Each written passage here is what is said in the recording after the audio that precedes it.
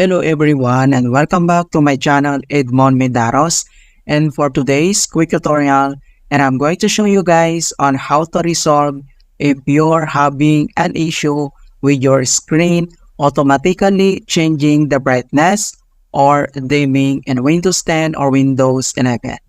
And without further ado, and let's go ahead. So all you have to do is to open up on a search menu. And then dito sa search for apps, so type mo lang dito yung settings. And then click mo lang dito yung open. And dito sa left side menu, ang next step ay kailangan mo lang iselect dito yung app. So click mo lang yan.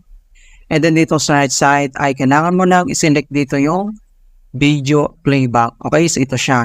So i-click mo lang yan.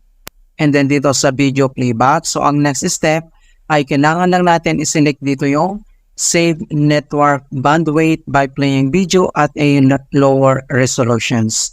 So, ang gagawin natin ay kailangan lang i-turn off or in-disabled natin. Okay, so dito sa right side, makikita mo dito yung kanyang button. So, i-toggle off lang natin. Alright? So, ganun lang po kasimple. And other settings and option na pwede natin gawin kung gusto mo ay meron naman ditong battery options kung gusto mong i-optimize kapag napiplay ka ng video at lower resolutions or automatically, right?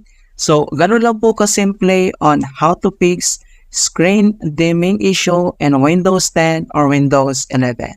And please don't forget to like this video, subscribe to my channel for more quality content.